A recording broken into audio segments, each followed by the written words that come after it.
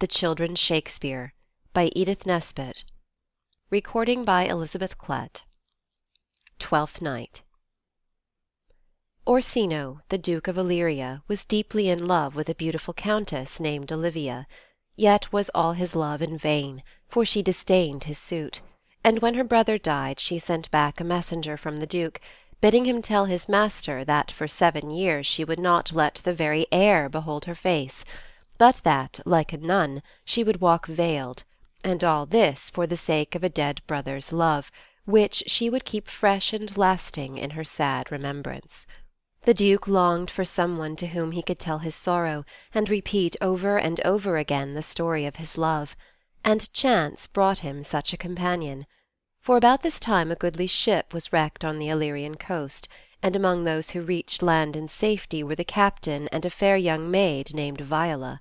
But she was little grateful for being rescued from the perils of the sea, since she feared that her twin brother was drowned, Sebastian, as dear to her as the heart in her bosom, and so like her that, but for the difference in their manner of dress, one could hardly be told from the other.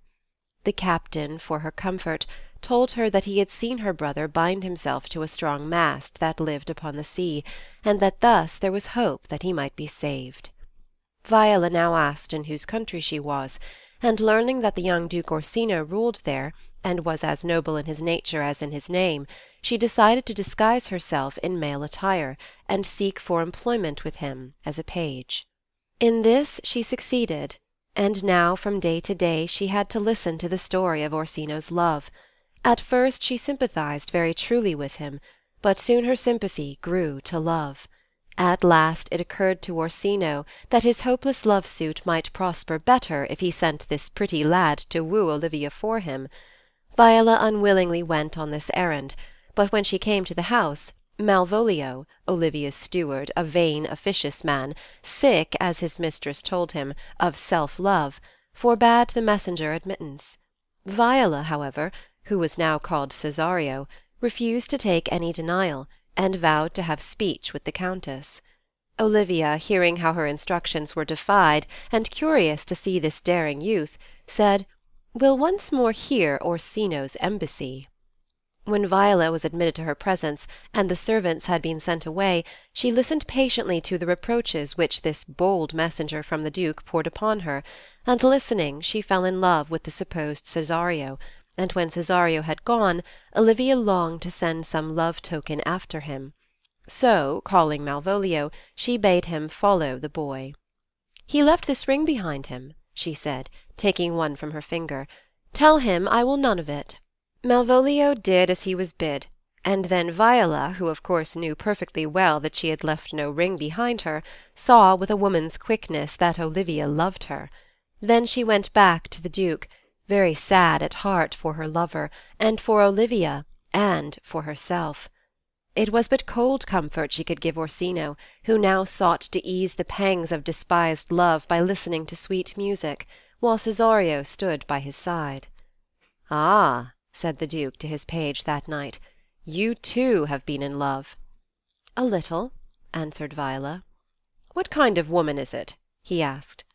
"Of your complexion," she answered. "What years, i'faith?" was his next question. To this came the pretty answer, "About your years, my lord." "Too old, by heaven!" cried the Duke. "Let still the woman take an elder than herself." And Viola very meekly said, "I think it well, my lord." By and by Orsino begged Cesario once more to visit Olivia and to plead his love-suit. But she, thinking to dissuade him, said, "If some lady loved you as you love Olivia—" "Ah, that cannot be," said the Duke. "But I know," Viola went on, "what love woman may have for a man. My father had a daughter loved a man, as it might be," she added, blushing. "Perhaps, were I a woman, I should love your lordship." "And what is her history?" he asked. "A blank, my lord," Viola answered. "She never told her love, but let concealment, like a worm in the bud, feed on her damask cheek. She pined in thought, and with a green and yellow melancholy she sat like Patience on a monument, smiling at grief. Was not this love indeed? But died thy sister of her love, my boy?" the Duke asked. And Viola, who had all the time been telling her own love for him in this pretty fashion, said, "I am all the daughters my father has, and all the brothers. Sir, shall I go to the lady?" "To her in haste," said the Duke, at once forgetting all about the story, "and give her this jewel."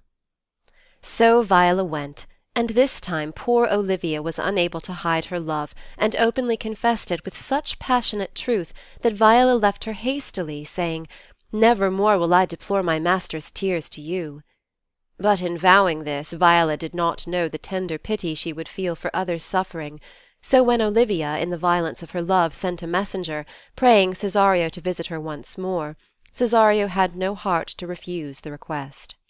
But the favours which Olivia bestowed upon this mere page aroused the jealousy of Sir Andrew Aguecheek, a foolish rejected lover of hers, who at that time was staying at her house with her merry old uncle Sir Toby. This same Sir Toby dearly loved a practical joke, and knowing Sir Andrew to be an arrant coward, he thought that if he could bring off a duel between him and Cesario, there would be brave sport indeed. So he induced Sir Andrew to send a challenge, which he himself took to Cesario. The poor page, in great terror, said, "I will return again to the house. I am no fighter." "Back you shall not to the house," said Sir Toby, "unless you fight me first." And as he looked a very fierce old gentleman, Viola thought it best to await Sir Andrew's coming. And when he at last made his appearance, in a great fright, if the truth had been known, she tremblingly drew her sword, and Sir Andrew in like fear followed her example. Happily for them both, at this moment some officers of the court came on the scene, and stopped the intended duel. Viola gladly made off with what speed she might, while Sir Toby called after her, "A very paltry boy, and more a coward than a hare." Now while these things were happening, Sebastian had escaped all the dangers of the deep, and had landed safely in Illyria, where he determined to make his way to the Duke's court.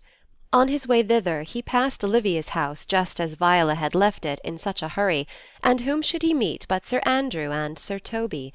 Sir Andrew, mistaking Sebastian for the cowardly Cesario, took his courage in both hands, and walking up to him, struck him, saying, "There's for you."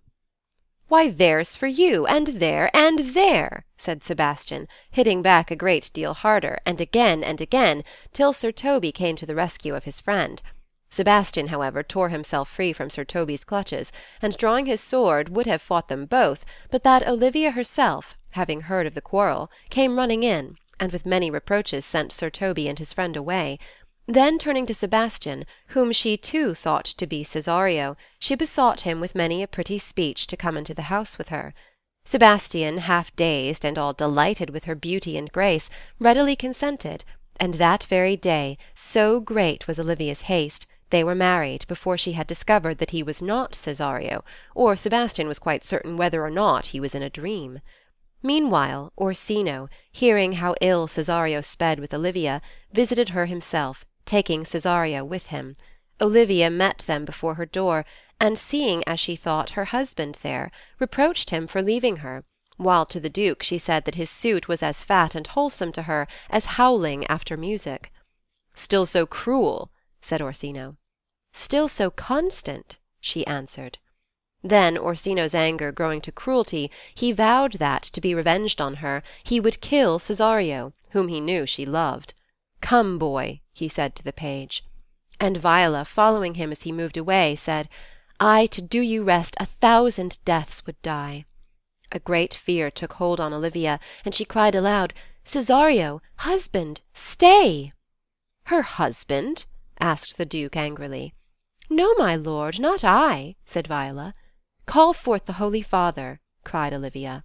And the priest who had married Sebastian and Olivia, coming in, declared Cesario to be the bridegroom. "O thou dissembling cub!" the Duke exclaimed. "Farewell, and take her, but go where thou and I henceforth may never meet." At this moment Sir Andrew came up with bleeding crown, complaining that Cesario had broken his head, and Sir Toby's as well. "I never hurt you," said Viola, very positively.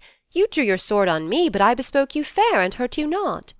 Yet, for all her protesting, no one there believed her, but all their thoughts were on a sudden changed to wonder when Sebastian came in. "I am sorry, madam," he said to his wife. "I have hurt your kinsman. Pardon me, sweet, even for the vows we made each other so late ago."